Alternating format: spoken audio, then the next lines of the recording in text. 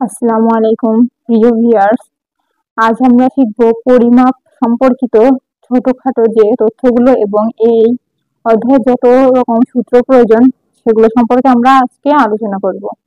শুরুতে পরিমাপ পরিমাপ বলতে আমরা কি বুঝি? তাহলে পরিমাপ বলতে আমরা বুঝি কোনো ভৌত রাশি। এখন ভৌত রাশিগুলো কি? যেমন কোনো কিছুর দৈর্ঘ্য, ভর অথবা সময়, এইগুলো প্রকাশ করতে যে একটি নির্দিষ্ট আদর্শ মানের সাথে তুলনা করে তার সংখ্যাসূচক মান নির্ণয় করা হয়। অর্থাৎ এই যে দৈর্ঘ্য, ভর, সময় এগুলোকে একটি নির্দিষ্ট মানের সাথে তুলনা করে যে সংখ্যাসূচক মান নির্ণয় করা হয় তাই হচ্ছে পরিমাপ।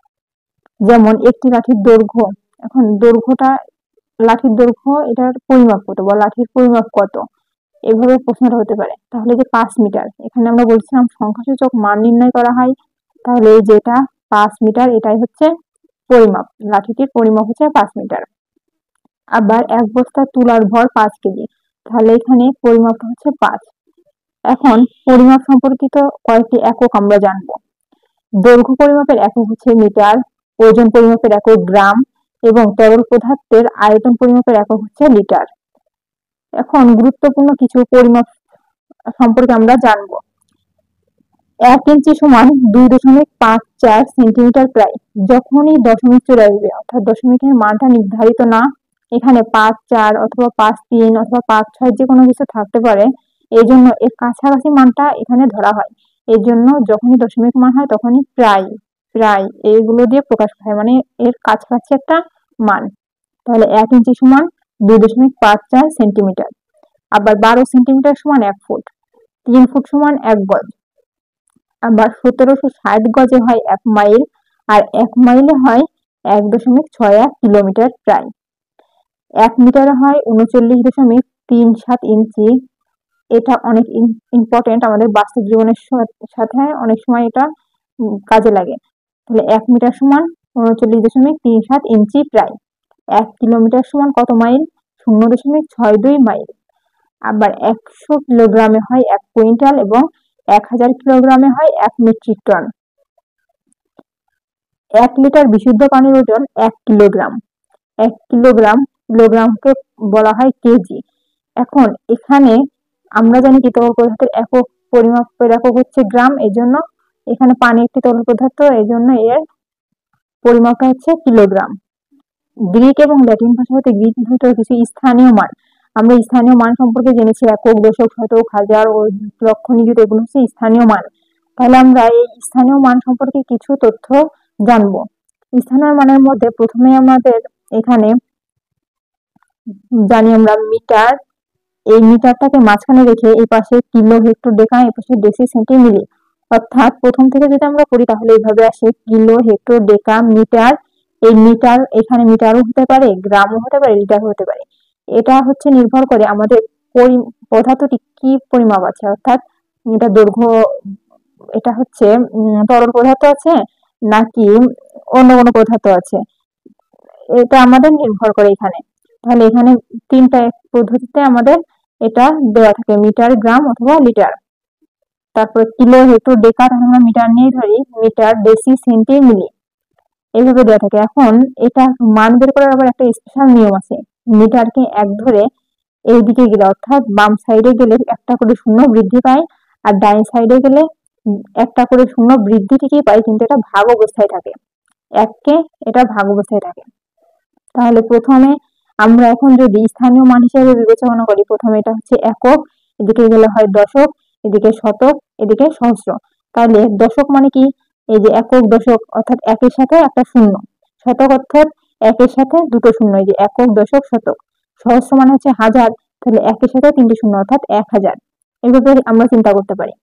আবার দশমাংশ, দশমাংশ হচ্ছে 10, 1-এর 10 অংশ, অর্থাৎ 1কে ভাগ করে যে 10টা অংশ পাওয়া যায় সেটা হচ্ছে দশমাংশ, মানে 1 ভাগের 10 ভাগ।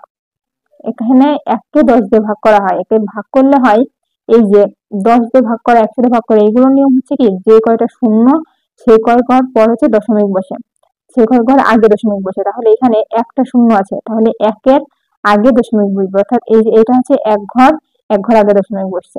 এটা যেমন 100 দিয়ে গুণ, তাহলে এই যে একটা ছিল এখানে, তাহলে শূন্য এখানে দুটো, তাহলে 2 ঘর আগে দশমিক বসবে, যে একটা দুটো, এই দুটো ঘর আগে দশমিক বসবে। এখন এখানে তো ছিল আমাদের শুধু 1, তাহলে দুটো ঘর আমরা কিভাবে পাবো? তখন একটা করে শূন্য দিয়ে আমাদের ঘর পূরণ করতে হয়, এই জন্য এখানে একটা শূন্য দিয়ে ঘর পূরণ হয়েছে। আবার এখানে সহস্র অর্থাৎ এই যে 1000, সহস্রাংশ অর্থাৎ 1-এর 1000 অংশ, তাহলে 1000 দিয়ে ভাগ করতে হবে। এখানে 3টে শূন্য আছে অর্থাৎ 3 ঘর আগে দশমিক আসবে, তাহলে 1 2 3, এই যে 1 ছিল আর 1-এর সাথে আরো দুটো ঘর শূন্য মিলে আমাদের এখানে দশমিকের এই 3টে ঘর পূর্ণ করা হয়েছে। এখন যদি আমাদের বলা হয় 1 মিটার সমান কত কিলোগ্রাম বা কত কেজি, তখন আমরা এই যে এখানে আমরা ধরবো 1 মিটার সমান এই যে 1000 কেজি। আবার 1 মিটার সমান কত হেক্টোগ্রাম, এই যে কত হেক্টোমিটার, এই যে 100 হেক্টোমিটার। 1 মিটার সমান কত ডেকামিটার, এই যে 10 ডেকামিটার।